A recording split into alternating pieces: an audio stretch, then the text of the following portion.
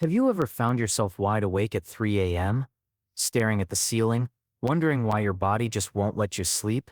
If you're an older adult, or if you've noticed this happening to someone you love, you're not alone. That early morning wake-up call is something so many seniors experience. And it's not just a random quirk of aging. There's something deeper going on, and it's tied to your health, your sleep, and even how your body changes over time. I'm so glad you're here today on Daily Health because we're diving into this mystery together. You might lie there in the quiet darkness, asking yourself, what's wrong with me? Why can't I just sleep like I used to? The truth is, it's more common than you think, and it's not your fault. Today we're exploring 5 powerful reasons why older adults tend to wake up around 3 o'clock a.m., and what those wake-ups might be trying to tell you about your body and mind. Each reason peels back a layer of what's happening as we age, from shifts in your biology to habits you might not even realize are playing a role. And by the end of this video, you'll not only understand why this happens, but also feel empowered to take steps toward better rest and better health. These aren't just surface-level guesses. We've dug into the latest science, checked reliable sources, and rooted everything in real physiology, psychology, and the rhythms of aging. We'll talk about how your hormones change, how your sleep patterns shift, and even how your emotions might quietly stir in the night. This is all about honesty, respect for the life you've lived, and giving you tools to feel your best. So if 3 a.m. has become an unwelcome habit, stick with me. What you learn today could change how you see those early wake-ups, and maybe even how you sleep tomorrow night. Let's get started. Number 1. Declining melatonin levels. First up, let's talk about something your body naturally makes, or used to make more of: melatonin. This hormone is like your internal sleep conductor, helping you drift off and stay asleep. But as we age, that conductor starts to lose its rhythm. Starting as early as your 30s, your melatonin production begins to drop, and by the time you're in your 60s or 70s, it's often much lower than it was in your younger years. Why does this matter? Because without enough melatonin, especially in the early morning hours around 2 o'clock or 3 a.m., your brain struggles to keep you in that deep, restful state. You might wake up feeling alert, even though the world outside is still dark. This isn't just a theory, it's science. Research from places like the National Institutes of Health shows that melatonin levels naturally decline with age, affecting how long and how well we sleep. It's not that you're doing anything wrong, it's just your body adjusting to a new normal. But here's the catch. Things like light exposure can make it worse. Even a little glow from a street lamp or your phone screen can suppress what little melatonin you've got left, nudging you awake when you least want it. Take Margaret, for example. She's 68, a retired nurse who used to sleep like a rock. Lately though, she's been waking up at 3:15 a.m., fully alert, wondering why her body feels ready to start the day. At first she thought it was stress, but then she learned about melatonin and aging. She started making small changes: blackout curtains to keep her room pitch dark, no screens an hour before bed, and even a short evening walk to soak in some natural light earlier in the day. Over time, those wake-ups got less frequent, and she felt less frustrated with her body. So what can you do? Try keeping your bedroom as dark as possible. Think heavy curtains or a sleep mask. Cut out blue light from screens before bed, and maybe take a gentle stroll in the evening to boost your circadian rhythm. If you're curious about melatonin supplements, talk to your doctor. They're safe for many, but it's smart to check. Understanding this shift can turn that 3 a.m. frustration into a chance to support your body better. If you're still watching, comment number 1 below to let me know you're here, and if you haven't subscribed, hit that button and turn on the bell. Number 2.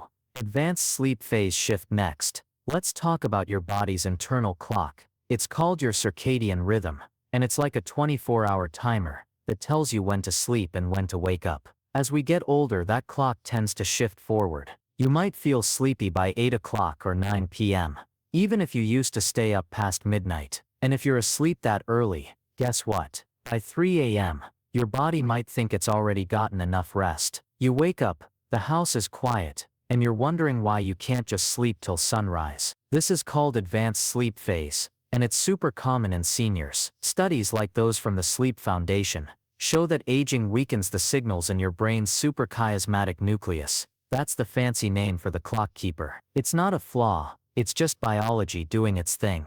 But it can feel out of sync with your life, especially if you're trying to match a younger schedule or keep up with evening plans. Things like less daylight exposure or a quieter routine can make this shift even stronger. Think about James, a 70-year-old granddad who loves his early dinners at 5:30 p.m. By 9 o'clock, he's dozing off in his armchair. He's asleep by 9:30, so by 3 a.m., his body says, "Good morning."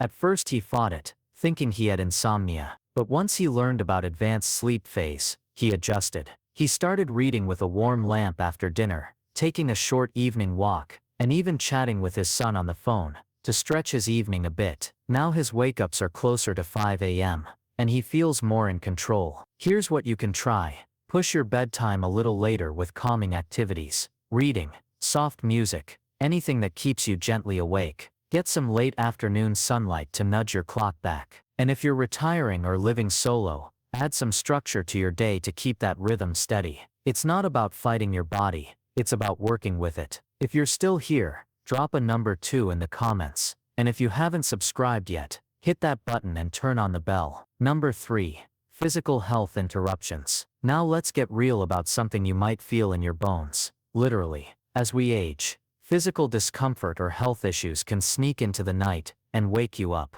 Around 3 a.m., when your body's been still for hours, things like arthritis, a full bladder, or even acid reflux can stir you from sleep. It's not loud or dramatic, it's subtle, but enough to pull you out of rest. Research from places like the National Institute on Aging shows that over half of older adults deal with chronic conditions that mess with sleep. Take nocturia for instance. That's the need to pee at night. Your bladder gets less stretchy with age, and for men, an enlarged prostate can add to it. You might not notice it much during the day, but at 3 a.m., it's a wake-up call you can't ignore. Then there's pain, maybe a stiff joint, or a twinge in your back, or meds you take for blood pressure, or heart health might make you feel restless. These aren't signs of failure. They're your body doing its job, just a little louder than before. Consider Linda, 74, who'd wake up at 3:30 a.m., needing the bathroom, then struggle to fall back asleep. And she thought it was just aging until her doctor linked it to her blood pressure meds. They tweaked her dosage timing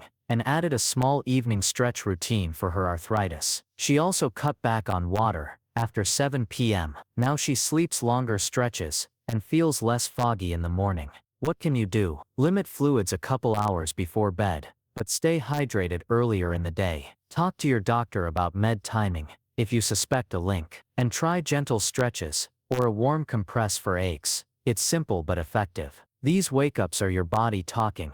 Listen, and you can respond. If this resonates, comment number 3 below, and if you're not subscribed, hit that button and turn on the bell. Number 4. Lifestyle and routine changes. Here's something you might not think about: how your daily habits shape your nights. As we age, especially after retirement, life often gets quieter. Maybe you eat dinner earlier, like 5 o'clock p.m., wind down sooner, and move less during the day. That can signal your body to start the sleep process earlier, so by 3 a.m., you're awake, wondering why the night's already over. Studies like those from Very Well Health tie unstructured days to earlier sleep cycles in seniors. Caffeine's a sneaky one too. It lingers longer as your metabolism slows. That afternoon coffee might still be buzzing at midnight. Or if you nap too late, your sleep pressure drops, leaving you alert when you don't want to be. It's not about blame, it's about how small choices add up over time. Take Robert,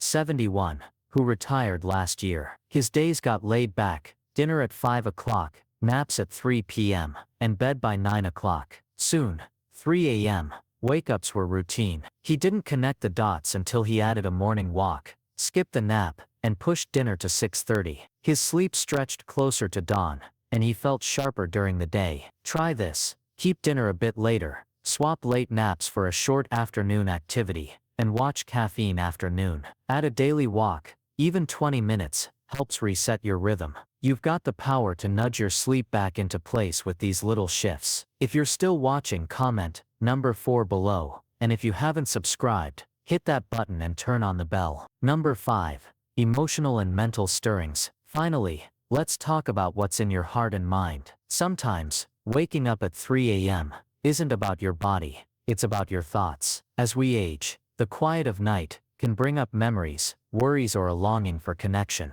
It's not full-on anxiety, like when you were younger. It's softer, like a whisper you can't quite shake. Research from Harvard Health links poor sleep in seniors to emotional processing, your mind sorting through a lifetime of experiences when the world's still. Loneliness can creep in too. Maybe your house feels emptier now, or you miss the bustle of old routines. That 3 a.m. stillness can amplify it, waking you with a gentle ache. It's not a weakness, it's a sign of your depth, your story. Think of Susan, 79, widowed 5 years ago. She'd wake at 3 a.m., her mind drifting to her late husband or her kids, far away. She started journaling those thoughts when she woke. Nothing big, just a few lines. She also added an evening ritual, tea and a call to a friend. Slowly her sleep softened, and she felt less alone in the dark. What can you do? Keep a notebook by your bed. Write what's on your mind. Build a wind-down routine. Music, a warm drink,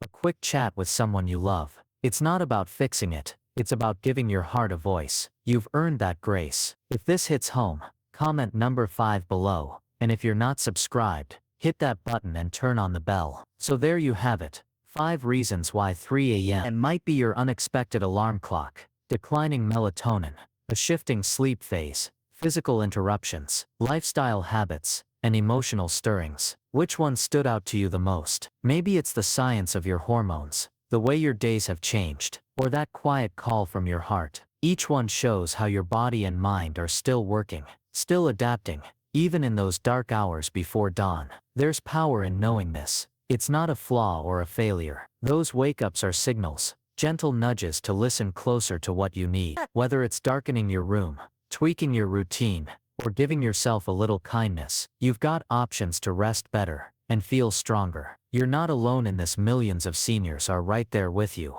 and now you've got tools to take charge. I'd love to hear from you. Drop a comment below with one thing you learned today, or a step you'll try. Your thoughts keep this community going, and I read every single one. If this video helped, give it a like, hit subscribe, and turn on that bell, so you don't miss tomorrow's daily health topic. Thanks for spending this time with me. You're amazing, and I'll see you in the next one.